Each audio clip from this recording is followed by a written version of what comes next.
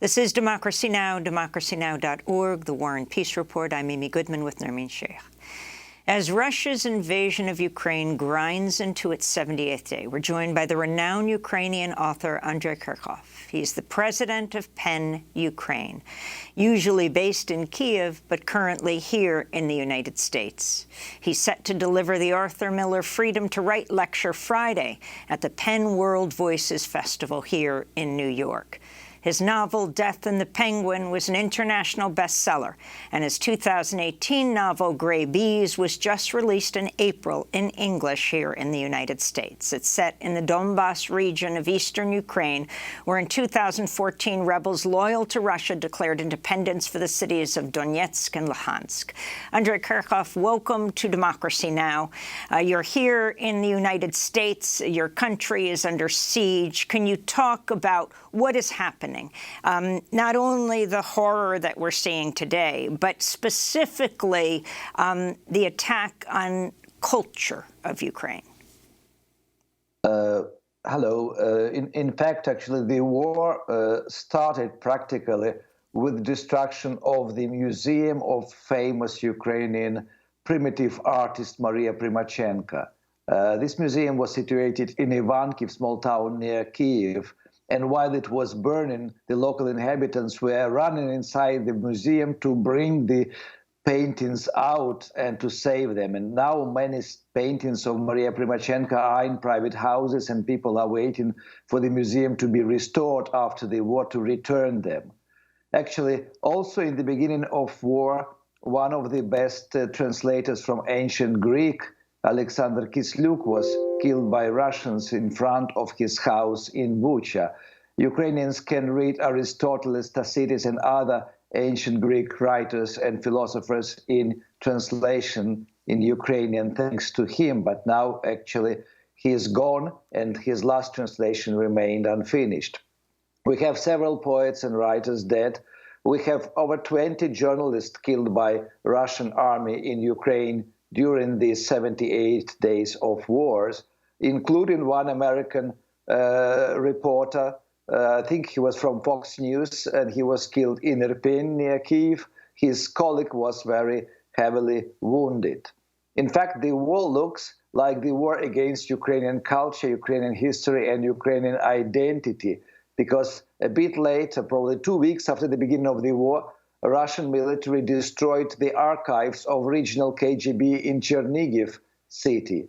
And these dossiers had documents about repressions against Ukrainian people of culture and Ukrainian politicians and Ukrainian nationalists, which were so called because they were thinking about independent Ukraine in the Soviet time. The last blow to Ukrainian culture was actually the destruction of the museum of my favorite writer and philosopher of Ukraine from 18th century, Grigory Skovoroda. And this was a single missile coming from afar to destroy the museum, which was situated near Kharkiv in a village with no military installations and no detachments of Ukrainian army base. So there is no doubt exactly the museum was the target of this. And Andrei, you're normally based in Kyiv, and could you talk about what you're hearing? First of all, what the situation was like when you were last there, and then also what you're hearing from family and friends about what the situation is now on the ground. Well, many people are coming back to Kyiv, although it remains a very dangerous city. And the mayor of Kyiv, Vitaly Klitschko, says that the second attack of Russian army, second attempt to occupy Ukraine and occupy the capital of Ukraine, Kyiv, probably is coming, because Putin is not going to give up. But still, even embassies are reopening, not reopening, in fact, actually in Kyiv, but the diplomats are back. Diplomats of more than 20 countries, including American diplomats. The situation in daily life is almost normalized, apart from the fact that there is no petrol and people are using bicycles. So, I mean, there are problems with petrol everywhere in Ukraine because 25 regional depots of petrol and diesel were destroyed by Russian missiles. There are lots of problems like this. But people are trying to restore the destroyed suburbs of Kyiv, Bucha, Vorzel, Gostomel, and of course, Irpin. So I mean, life is coming back, but it is very fragile, and it's clear that the war is not over, far from being over, of course, because I mean the fighting is going on, and the Russians are advancing slowly on the eastern front in Donbas area and in the south of Ukraine near Kherson and Nikolaev. My friends, many friends, didn't actually leave Kyiv because we left Kyiv on the second day of the war. We, with my wife, actually had to go first to the village next to Kyiv and then to Lviv because our three children were there on holidays. And our daughter, Gabriela, lives in London, so we had to send her back, which we managed to do 2 days later. But many friends stayed on. And even one of my publishers stayed on and was working under Shelin on the manuscript of a young writer from Volyn. The manuscript was one of a novel which is called Porcelain Doll, about home or family violence. And he was doing this actually knowing that there is no publishing anymore. There is no chance he will print this book in the nearest future. And Andrei, could you talk about what we know of the Russian response to the war, that is to say, Russians in Russia? You've said that 80% support Putin, but in the early weeks of the invasion, at least, there were lots of protests with many thousands arrested. What do you get? What sense do you have of what the perception of the war is now in Russia and support for Putin? Well, I know that many people who disagree with Putin, they are living in Russia. It is quite difficult to live now because there is no connection by plane with Europe. So they're going via Turkey, via United Arab Emirates, via Finland. But it means that actually people, if they disagree with Putin and they are leaving the country, so the percentage of people who support Putin increases. Actually, this was the official information from Russian news agencies that 80% of Russian citizens support Russian policy in Ukraine. I don't know how true it is, but it is also the fact that on the 4th of March, more than 500 Russian writers, including the head and the board members of fake Russian Pen Center, signed the letter, open letter to Putin with to support him in the military aggression in Ukraine. This letter was published in Literaturная Gazeta, the main literary weekly of Russian Federation. And next day, actually, another letter was published, open letter signed by the professors and students of St. Petersburg University. So it reminds me, actually, the Soviet campaign, either against academician Sakharov or against the West. Russia today reminds me, actually, the Soviet Union of 1970s, maybe even 1960s. Can you talk about the Russian language and the use of it in Ukraine and your own writings and writers choosing to switch now to Ukrainian who might have been writing in Russian? I also heard, by the way, a member of Pussy Riot just left Russia dressed as a food delivery person. She escaped. But in terms of resistance in the cultural world.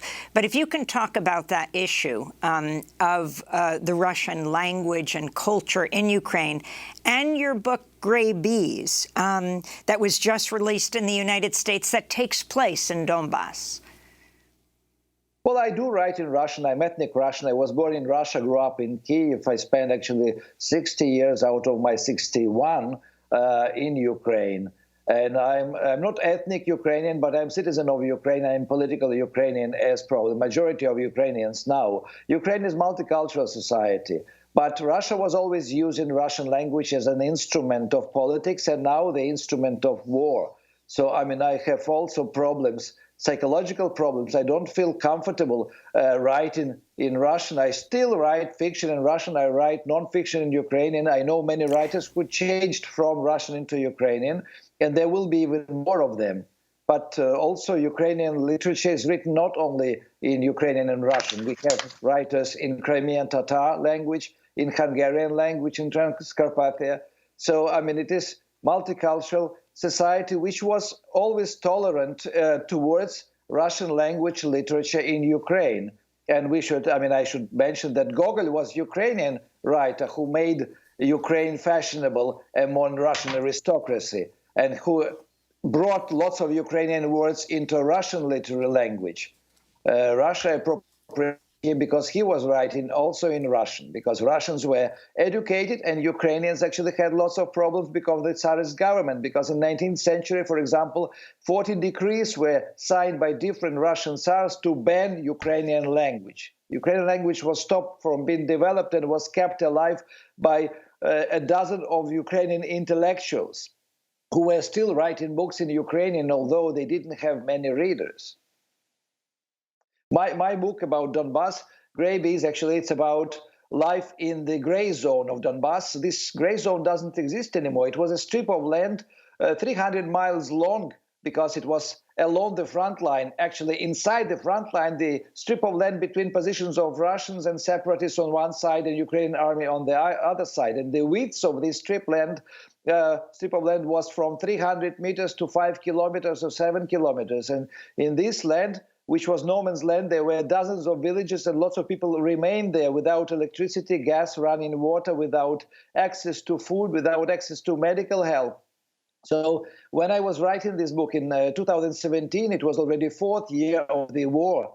And we had about 200 books written about war in Donbass, but all these books were about the war, about the battles, combats, about soldiers and separatists, and not a single one was about civil population suffering. And I wanted to give voice to people, to civil population, to people who remained in their houses and the war came to them and interrupted their traditional life.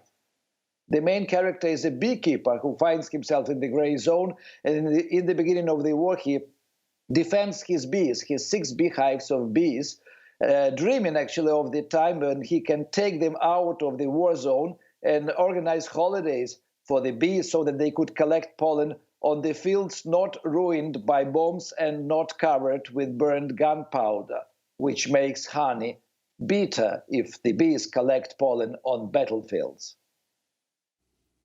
And Andrei, finally, how do you see this war coming to an end? Well, it's difficult to imagine the war being ended while Putin is alive. And of course, I mean, in case of his death, there will be definitely a very serious struggle in Kremlin between several groups of army generals and oligarchs who will take power. So I think my personal view that only if Russian oligarchs, because they are suffering, so to say, more than the generals, only if they take over control of Russian Federation, the war will be stopped and it will be easier to talk to Russia after the war.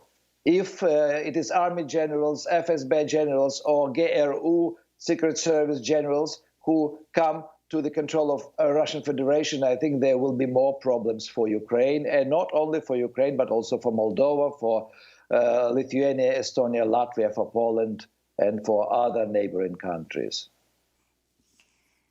Andrei Kurkov, you're here in the United States. A final word to the people of the United States. I want actually to ask Americans to take more interest in Ukrainian history, in Ukrainian culture, in Ukrainian life, because everybody knows a lot about Russian history and Russian culture, but apart from the word Ukraine and the slogan, "Be brave like Ukraine," ordinary Americans don't know much. And there are wonderful books to read, wonderful nonfiction books like one by Timothy Snyder, Bloodlands, Anne Applebaum, Red Hunger, and a book by Canadian professor and writer Sergei Plokhy, The Gates of Europe. When you read this book, you will understand better the history of relationship between Russia and Ukraine, and you will also understand that Ukraine was not under Russian rule until 1654.